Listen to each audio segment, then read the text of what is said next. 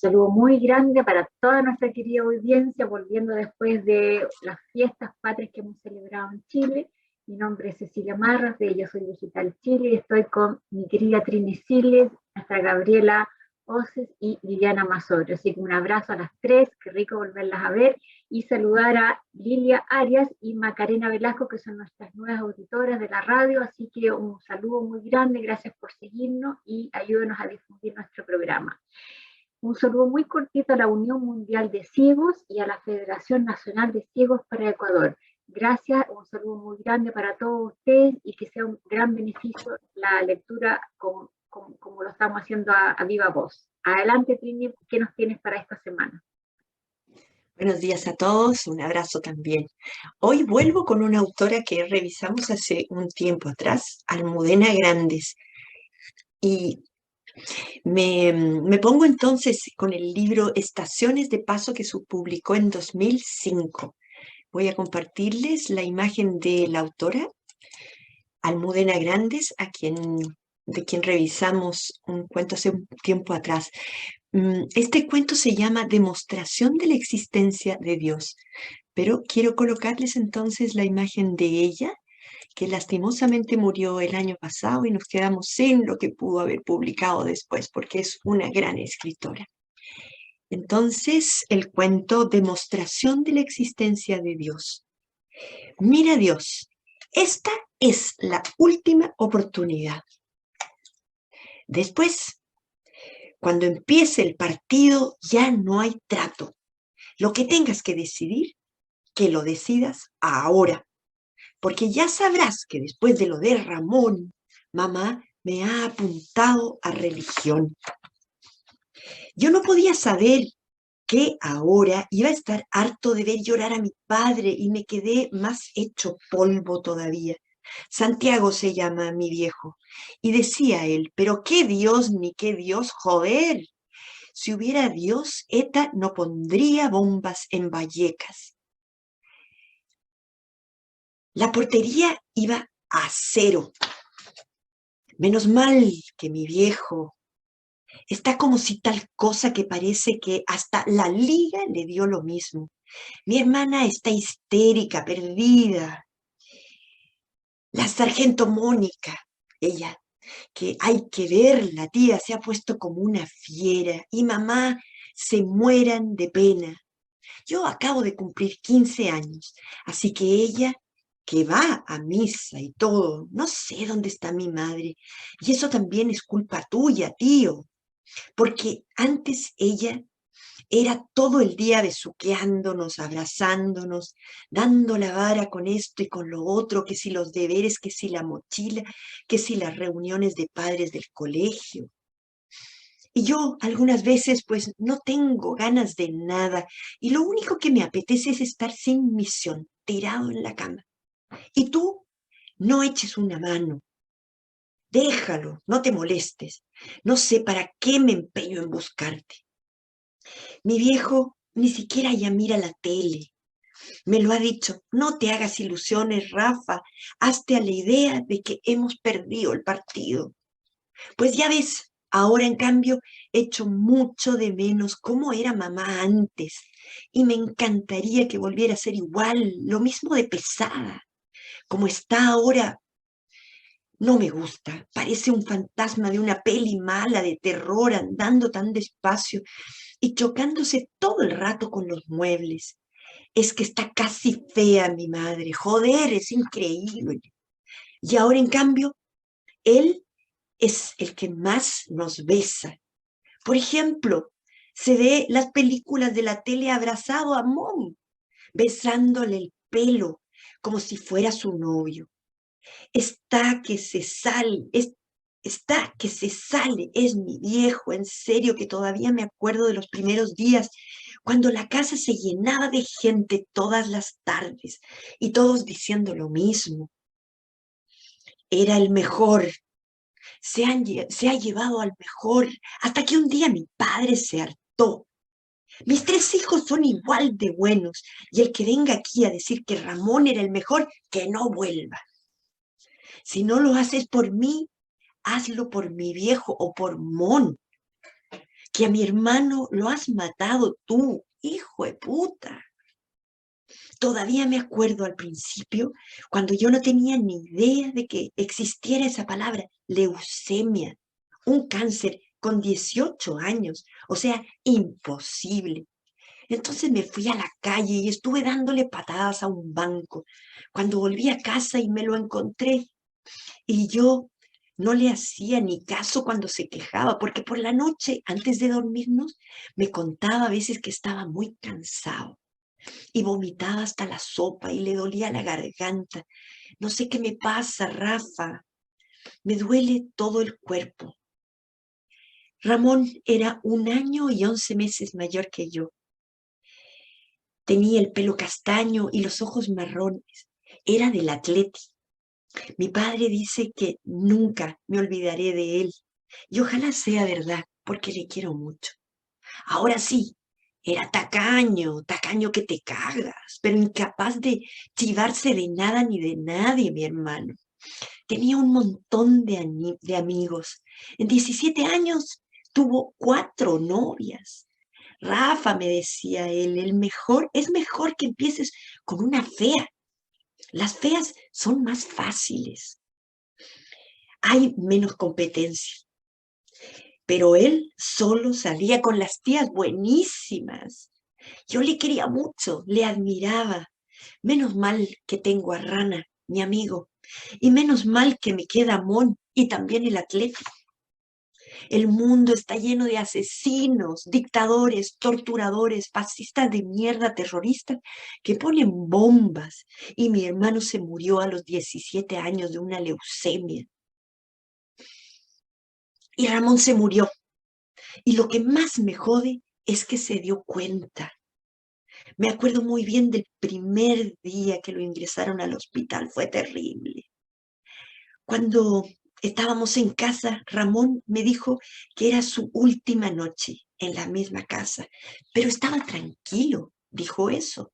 Pero luego me di cuenta de que estaba muy mal. De repente me contó que tenía miedo. Y entonces yo hice una cosa increíble. Me levanté y me fui a su cama y me tumbé a su lado y le abracé y le di muchos besos. Ramón estaba muy mal, completamente calvo y muy delgado. En la mañana nos dio vergüenza. Mon, mi hermana te rezaba. Yo tenía fe en él, en mí, en mis viejos, en las máquinas, en los médicos, en Mom, porque no nos podía pasar algo así a nosotros, no. Prefería seguir teniendo fe, pero en todo menos en ti. De lo único que me alegro es de que Ramón no esté ahora mismo aquí, a mi lado, sufriendo por esta ruina de equipo que tenemos. Porque mi hermano me pidió un favor. Ya les contaré. Mom iba al hospital 2 veces a la semana a que le sacaran leucocitos para ponérselos a mi hermano. Tenía sangre del mismo grupo. A ella también le quiero. Cuando llegué a la habitación, y es eso lo que quería contarles, mi hermano estaba solo y despierto. Si me muero, me dijo, quiero que me enterréis con la bandera del Atleti. Y entonces entró mamá. Y vale que lo de la bandera es una tontería. Hasta que mi tío dijo, mira Rafa, como des un paso más con esa estúpida bandera, te doy 2 hostias. Era el tío Ignacio, nada más verme, que ya teníamos bastante con haber perdido a Ramón. La tristeza es una mierda, eso es. Por eso el partido me da lo mismo. Será una tontería, igual que lo de la bandera, pero pensé que lo de la bandera se lo debía a mi hermano. Y yo casi me alegro, te lo digo en serio, eso también lo sabrás, que después de lo de mi hermano, prefiero no tener nada que ver contigo.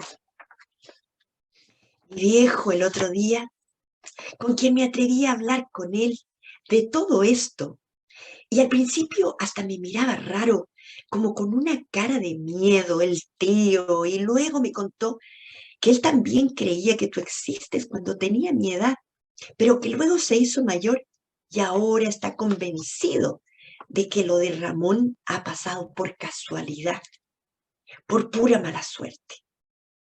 Terminó diciéndome que a pesar de todo, nosotros teníamos suerte, que ni siquiera, que hay gente que ni siquiera tiene para comer y también se les mueren los hermanos y hasta los hijos recién nacidos.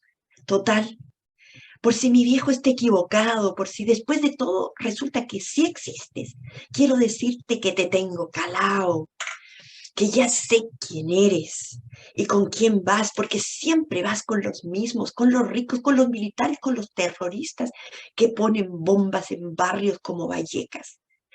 Y con el Madrid, aunque los madridistas como el Rana no tengan culpa de nada.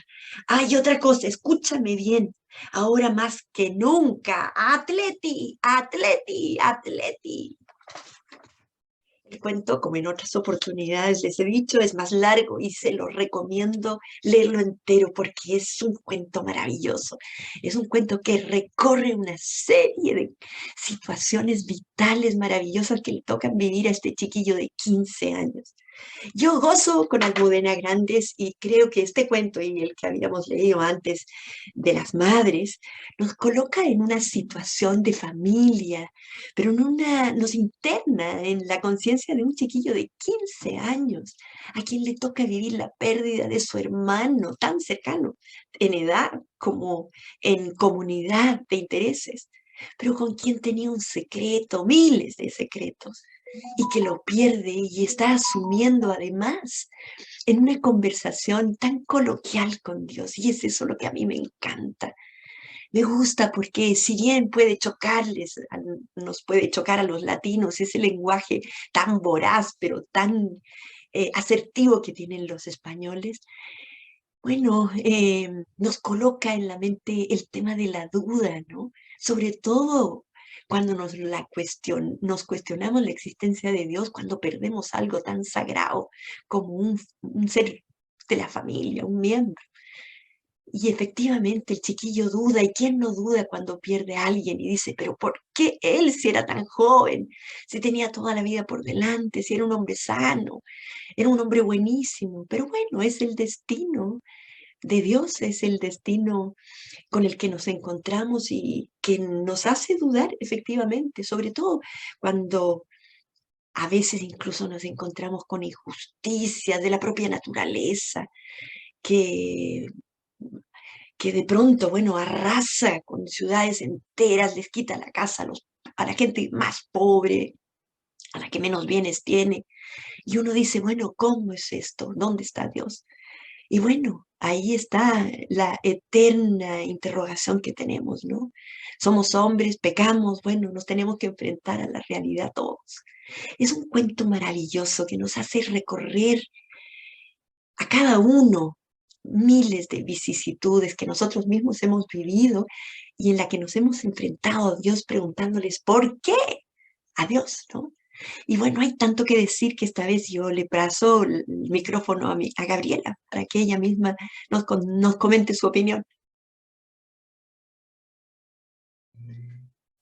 Este cuento es el relato de un adolescente que emplaza a Dios en un tú a tú, en un mano a mano, y lo hace desde su código de intereses y de masculinidad adolescente, reflejando totalmente esta etapa en un niño hombre. Habla de sus temas y lleva a este código esta conversación con Dios en un tono de desafío, en un tono de emplazamiento. Le dice, es tu última oportunidad de que me demuestres tu existencia, y donde tiene mucha fuerza, la fuerza de la rabia. En menor medida aparece la pena y el dolor, que están más bien latentes, ¿ya? Pero él lo hace con la rabia que desafía, con sus posibilidades vivenciales de reaccionar ante la realidad que está viviendo. Ahora, por otra parte, pasan por el cuento, desfilan, están ahí, elementos muy complicados, como la pena de los padres. Para un adolescente es muy complicado enfrentar aquello. Está también el cambio de manera de ser de la madre. Una madre que era una mujer brillante, regia, y ahora parece ser solo la sombra de sí mismo, de sí misma. Y él echa de menos, por supuesto, a esta madre que tenía antes. Está también muy presente el dolor de la hermana que llora lágrimas todo el tiempo. Ahora, da la sensación también que las que están viviendo la pena y el luto de otra manera son las figuras femeninas, a diferencia de las figuras masculinas que lo están viviendo un poco a la manera que ya describí. ¿Ya? La madre y la hermana parecen ser las más sumergidas en la pena propiamente tal, no porque los personajes masculinos no la vivencian, sino que estoy hablando cómo exteriorizan y cómo llevan a cabo este duelo. Ahora, aparece también la historia de la enfermedad del hermano, que es muy dura.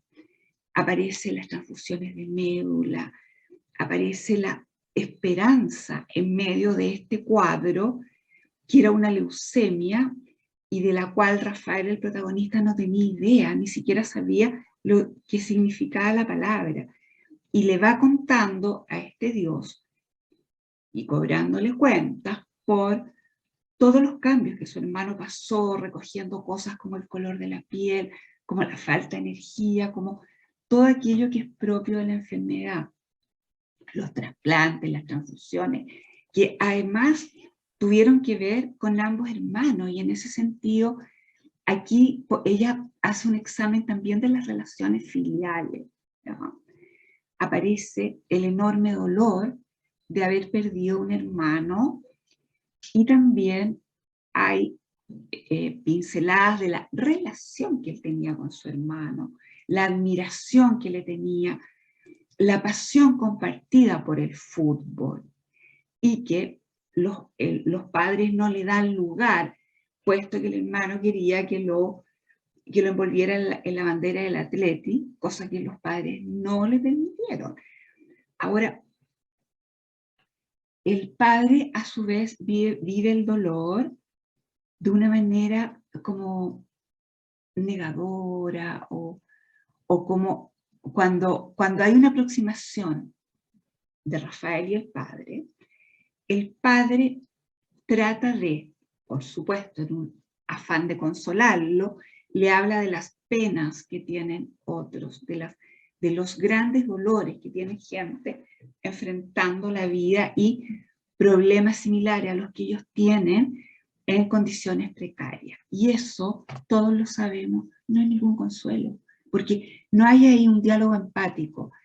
Y esto desde el momento en que para el padre debe ser muy difícil, tanto asumir su propio dolor como asumir el dolor del hijo, que es la única vez en que se abren a conversar el tema. Y eso nos da cuenta de una educación en la masculinidad tradicional, donde las emociones están mucho menos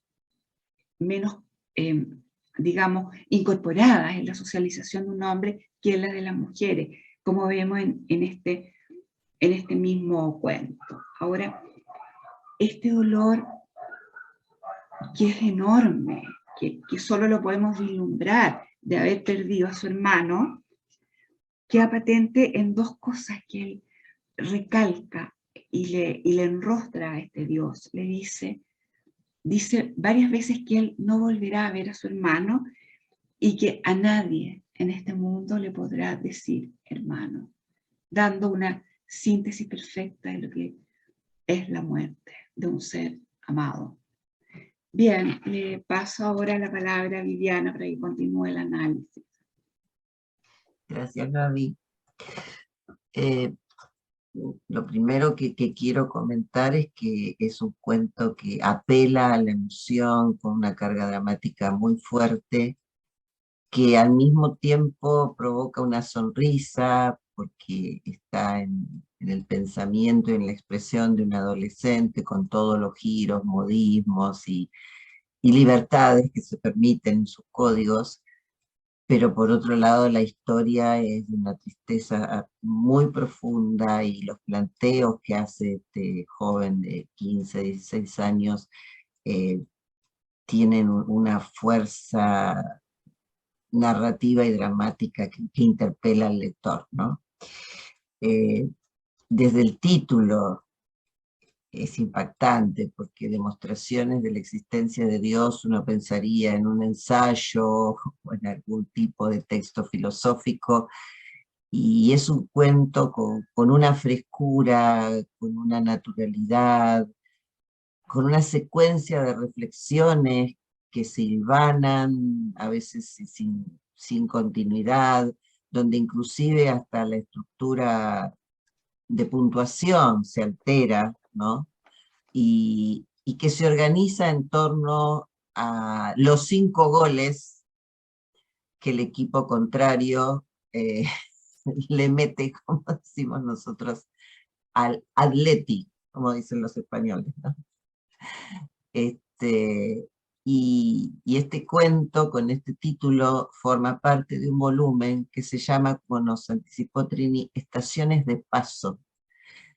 Y yo me había encontrado por casualidad con este libro y me llamó mucho la atención el título, ¿no? Porque me remitía, no sé, a las estaciones del tren o a las estaciones del subte, del metro. Claro, son como momentos, los 5 cuentos son como momentos o hitos en la historia de los protagonistas que transitan estas historias y que marcan un antes y un después en sus vidas, ¿no? Y lo que los obligan a reflexionar, a revisar, a pensar.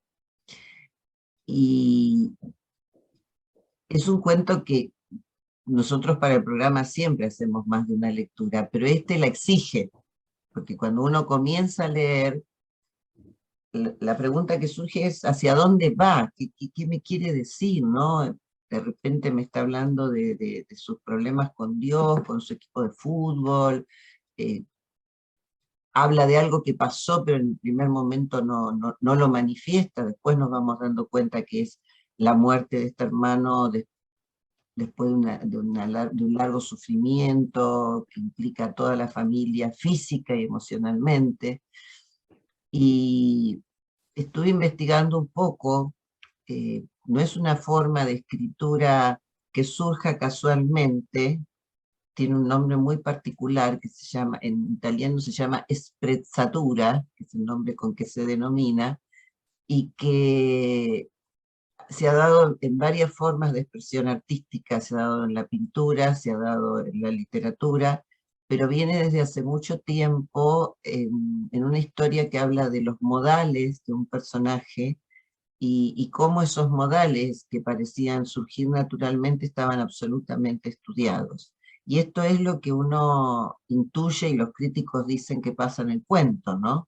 Es decir, no es que tiene que ver con el correr de la pluma, pero al mismo tiempo es premeditadamente escrito de esta manera, ¿no? Para exigirle al lector, supongo yo, eh, consustanciarse con la experiencia de este joven, ¿no?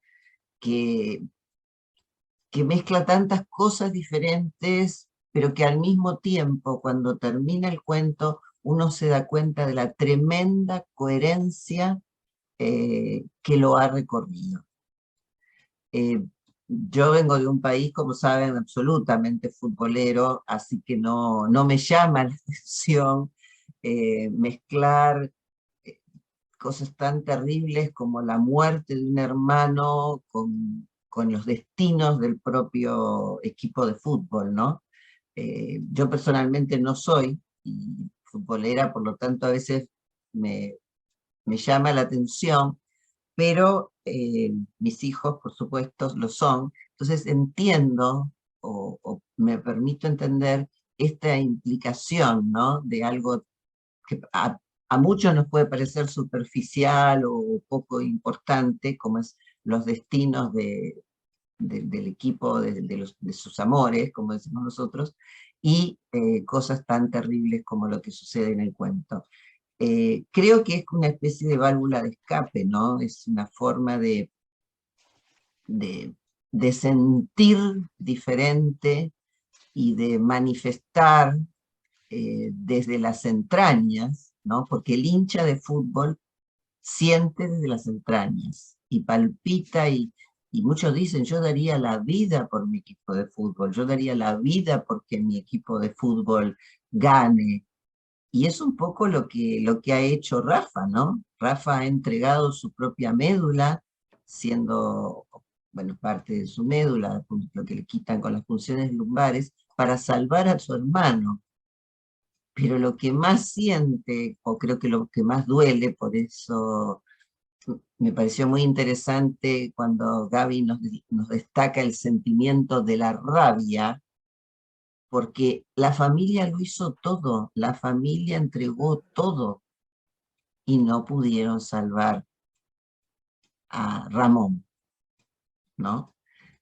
Y la rabia se manifiesta de distintas maneras, la rabia se manifiesta cuando su papá reacciona, era el mejor, y a mí me parece sensacional la reacción del padre, porque para un padre, una madre, nunca hay un mejor. Hay un favorito encubierto, no lo vamos a negar, pero nunca hay un mejor. O sea, tenga 2, 3, 5 hijos, todos valen lo mismo, todos son importantes, y uno esto lo ve en cómo el papá se aferra a Mon, ¿no? La niña, la pequeña, la regalona, y también se aferra a Rafa, compartiendo distintas cosas con uno y con otro, ¿no? Con el hombrecito, digamos, que le queda ese interés por el fútbol, o este pseudo consuelo, ¿no? Como nos manifestaba Gaby, a través de lo que les pasa a otros. Y con la pequeña, con Mon, que ya no era una niña, el acariciarla, el mimarla, e impresionan los cambios de roles, ¿no? La mamá, que era la que mimaba, la que protegía, la que cuidaba, se ha corrido totalmente del lugar, y el papá, que era el distante, se ha convertido en el que acaricia y en el que abraza. Esto todo lo impresiona a Rafa, nuestro protagonista. Y el tema de las madres es un tema recurrente en la literatura de Almudena Grandes, y acá lo marca muy especialmente. Y algo que me llamó mucho la atención, que no hace referencia a qué sucedió con la relación de papá y mamá. Generalmente ante hechos catastróficos, ¿no? Como puede ser un accidente, un daño, una pérdida de un hijo, las parejas tienden como a distanciarse. Y es posible que sea lo que está viendo Rafa en su familia, y cómo a su vez cada uno resignifica o modifica la relación con sus hijos. Yo cuando Trini comenzó a narrarlo, sentí lo que les decía en un comienzo, que los ojos se me humedecían por por un lado, y que la sonrisa me fluía por otro. Así que bueno, después que me gustaría que los lectores, si lo transitan, nos cuenten qué les ha producido. Y después les voy a compartir algunas cuestiones que me llevó a investigar el cuento, que tienen que ver con la historia y la geografía española, y que Almudena cita así muy de pasadita, pero que tiene mucho, mucho que ver con la estructura del cuento. Así que bueno, adelante, querida Ceci, sigamos. Gracias, chica. En realidad un cuento que te aprieta el corazón. Yo también lo leí 2 veces porque está escrito en una forma de española que a uno, como sudamericana, no está acostumbrada. Y la narrativa, bueno, nos hace pensar en la pérdida de un hermano, la pérdida de la mamá en vida, porque la mamá, si bien está viviendo, se fue la mamá, está ausente. También me hizo pensar en el cuento mientras lo leía, y al final, ¿quién se preocupó de este niño? Él inteligentemente decidió conversar con Dios. Es algo que a más de algunos de nosotros nos ha pasado. Decidió conversar con Dios y eso lo exteriorizó. Todos los problemas que él tenía lo pudo exteriorizar, me imagino que de esa manera, porque vio que su mamá estaba perdida, su papá estaba abocado a su hermana chica y algo de cariño le hacía o se preocupaba del fútbol. Pero ¿quién se preocupó de él? Bueno, siempre en una tragedia pasa eso, ¿cierto? Hay alguien que queda un cabo suelto por ahí. También cuando él vuelve a la pieza, ya no está su hermano, no está el camarote solo, y pienso que qué habrá pasado con este niño, con su angustia o preocupación de que no lo dejaron cumplir el deseo de su hermano. Hay un cabo ahí que quedó suelto, ¿cierto? Porque realmente se lo prometió, fue el último deseo de su hermano, y por Dios, que pasó en el cuento que, bueno, es un cuento que no lo dejaron cumplir esa parte. También pude ver que él empezó a ver cómo era su relación con su mamá, con su papá, con su hermana, y me enterneció mucho una parte donde él dice, echo de menos a mi mamá como era antes, que era pesada, perfecta, me daba besos, y que ahora es un fantasma de una película de terror. La verdad que él logra hacer todas esas comparaciones, cómo va cambiando su casa, no sé si él se imagina después cómo va a poder retomar algún día la casa, eso no, si él tiene alguna esperanza. La verdad que él conversa con Dios y lo pone en aprieto. Ya, si te tengo calado, yo sé que tú puedes hacer esto, como que él sabe que él le puede pedir y que algo le va a llegar de vuelta. La verdad que un cuento muy interesante, no pensé que al final del cuento iba a ser tan interesante, porque al principio uno se pierde mucho en el lenguaje y no se da cuenta que es un cuento demasiado interesante. Me encantó la profundidad de Gaby, de Vivi y obviamente la narración de la Trini, pero realmente un cuento para sacar hartas cosas. Así que ahora le doy la palabra a Trini. Adelante, Trini. Bueno, nuevamente quiero mostrarles la imagen de que nos representa un poco mejor el cuento.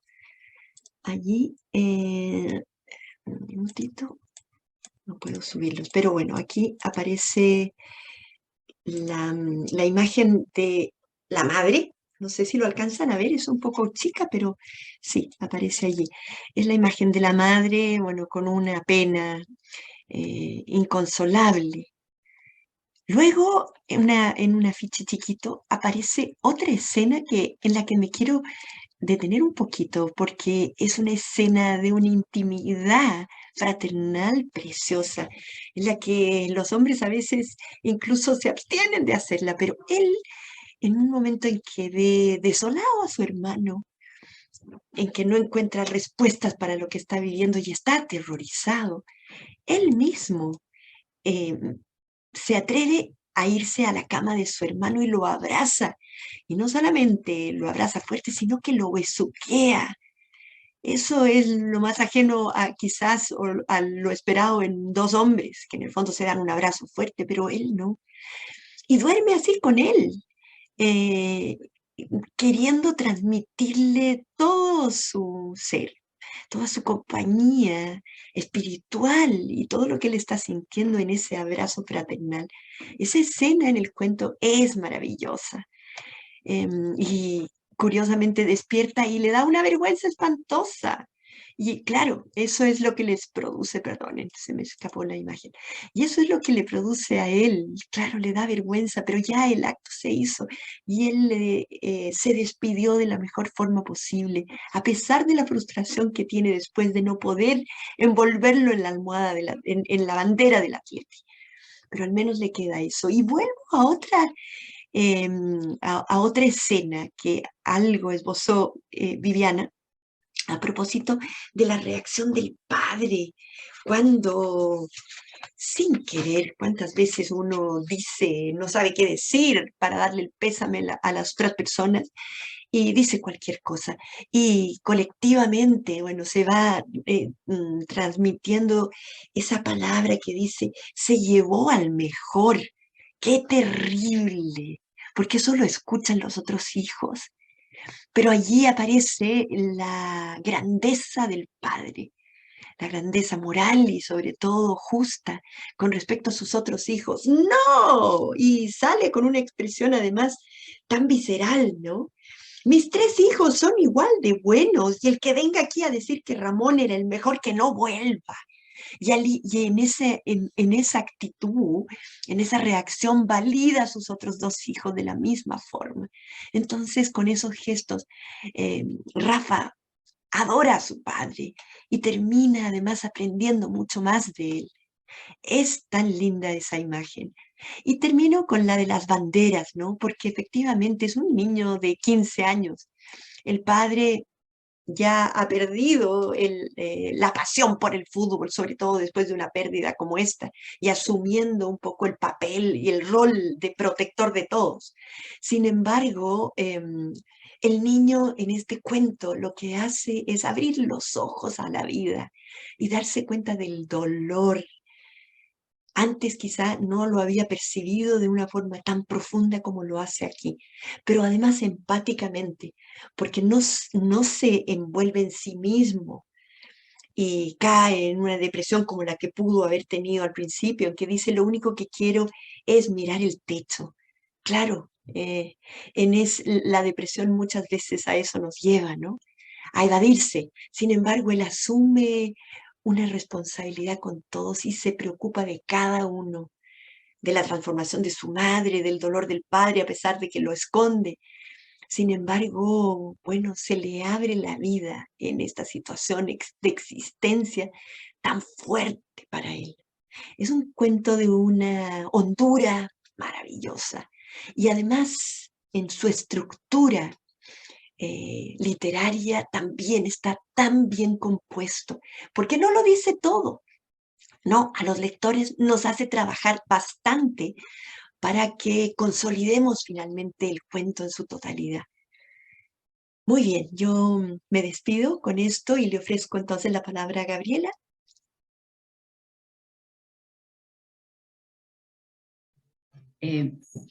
Acá está de manifiesto la importancia de las palabras del dolor. Las palabras de la emoción en un plano teórico son súper importantes. La alfabetización emocional es una herramienta para la vida en la medida que las personas disponen de mayores categorías de análisis de su experiencia, mejor la pueden procesar y mejor la pueden vivir. Ahora, Rafa la expresa con sus propias palabras y acá me encantó esto de la expresatura que dijo Viviana. Él lo hace desde sus aficiones, desde su experiencia de lo que está viviendo y me da la impresión que él no tiene mucho repertorio emocional de palabras para aproximarse a la realidad tan enorme que está viviendo, lo que ya decía antes cuando hablaba de cómo lo puede vivir un adolescente hombre versus el sexo femenino. Ahora, él también hace como metáforas y que son muy fuertes. Por ejemplo, habla de cuando tiene pena, es como que un barro le llenara los pulmones, le llenara su ser entero. Ahí él está expresando desde su propia vivencia, desde sus propias posibilidades en esta metáfora, el tema del barro, ¿ya? Y ahí está significando la pena. Entonces, se ve claramente todo el esfuerzo de elaboración que él está haciendo.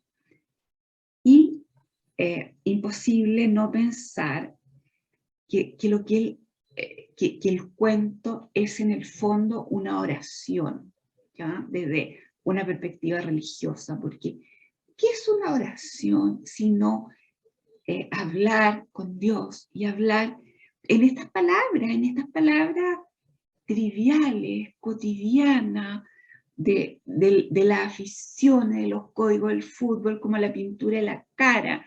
Entonces, en el fondo, él, ¿qué está haciendo? Él está comunicándose con Dios y está rezando. Ahora evoca un poco incluso las palabras de Jesús, si es posible, aparte de mi cáliz, ¿ya? Pero desde la rebeldía adolescente, esto se transforma y finaliza el cuento con algo bien terrible, que Dios está al lado de los grandes, de los ganadores, de los poderosos, que es una idea de la indefensión humana que yo creo que todos los seres humanos en algún minuto experimentan, que han sido dejados de lado de la mano de Dios. Y es una idea terrible en cualquier momento de la vida. Imaginémoslo en un adolescente de 15 años que acaba de perder a su hermano. Como bien terrible. Bien, con esto le doy nuevamente la palabra a Viviana.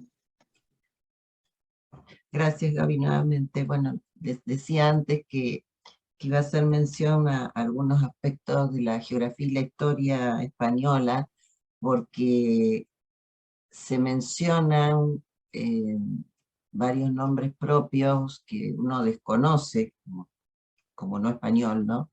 Valle, que en un momento él dice, el protagonista dice, yo soy de Latina, ¿no?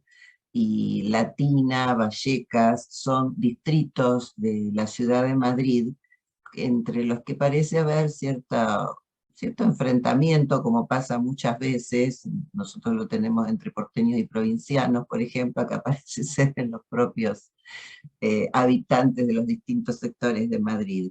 Y cosa que se transmite así en una simple mención, ¿no? Porque después habla que el abuelo era de la provincia de Zaragoza, o sea, de otras partes de España. Pero me detuve en el tema de Vallecas porque se reitera la mención al atentado, y es un atentado que ocurrió realmente en un lugar llamado Puente de Vallecas. Permítanme leer, porque si no les voy a dar los datos distorsionados. El 11 de diciembre de 1995, en que el ETA explotó una bomba que estaba colocada en el piso de una furgoneta de las Fuerzas Armadas.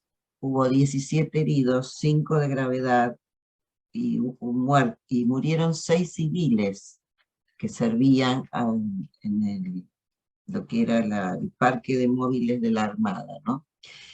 Y esto no es menor, sí, más allá del atentado, que por supuesto no es menor, si tomamos en cuenta la posición ideológico-política de Almudena Grandes, que siempre cuestionó, que siempre se manifestó en contra del terrorismo, ¿no? Ella fue una fuerte militante en contra de lo que fuera la represión, el autoritarismo de la guerra civil, del periodo de la Guerra Civil Española, pero también siempre se manifestó en contra de ETA y en contra del terrorismo.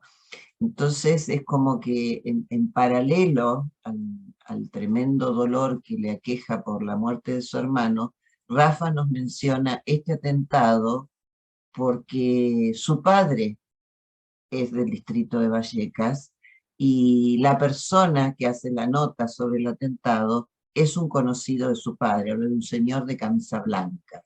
Es decir, con esto creo que queda de manifiesto la cantidad de detalles, ¿no? de elementos finos que se van sumando en la historia, y que, como decía Trisni, nos hace pensar a los lectores, nos interroga, nos interpela y nos obliga a...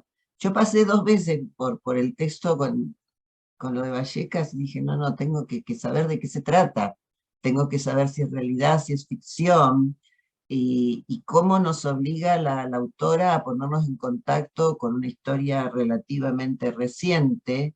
Bueno, cuando se publica el cuento habían pasado 10 años de este atentado, y en esto sumo la voz de mi profesor de escritura creativa, que dice que los escritores debemos ser manifestantes de la historia, de los sucesos, ¿no? De lo que pasa en nuestros respectivos países, en el lugar donde específicamente vivimos, para que no se olviden, para que la memoria se mantenga presente.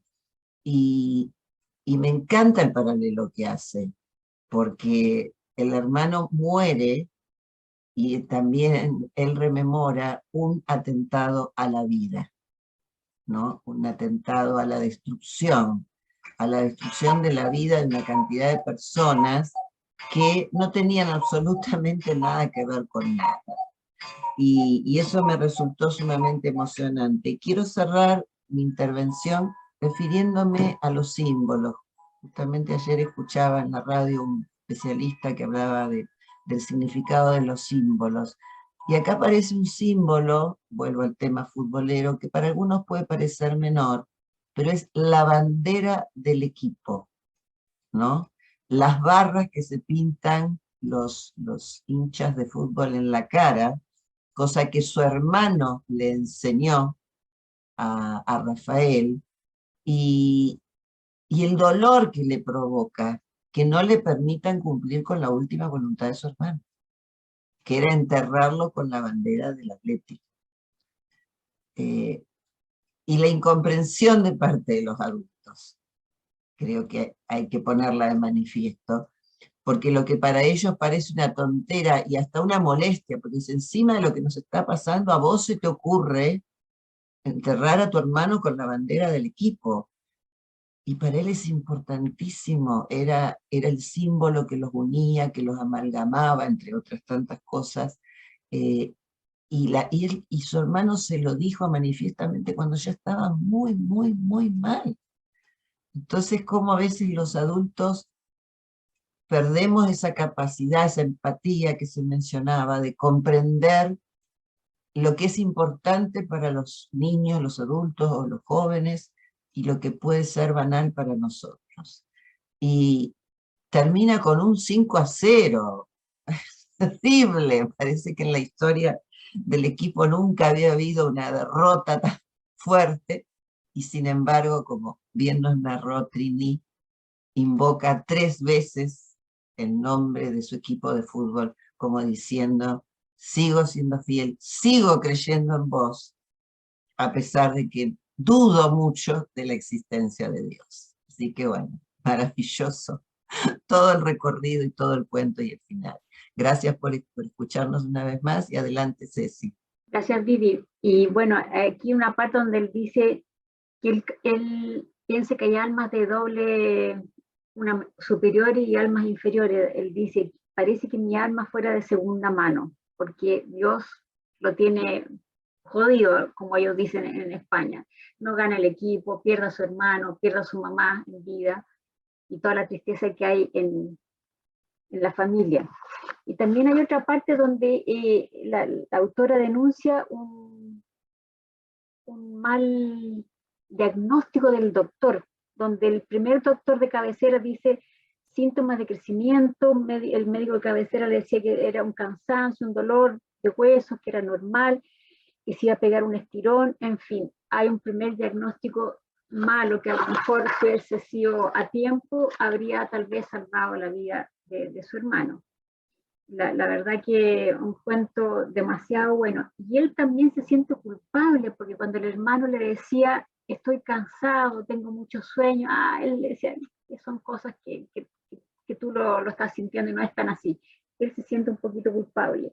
Y hablando de conversaciones con Dios, yo soy fanática de un libro que se llama Conversaciones con Dios, de Donald Walsh. La verdad que me encanta porque él habla como yo aprendí a hablar inclusive con Dios a raíz de ese libro, así que se lo recomiendo por si le gustaría leer algo parecido. Y con esto no sé si Trini quiere decir algo más. No, cerrar con una frase simplemente de ella, en que dice, Almudena Grandes, la literatura es vida para la gente que está viva. Te permite vivir, además de tu propia vida, otras muchas vidas. Bueno. Gracias, chiquillas. También me despido yo. Hasta la próxima semana.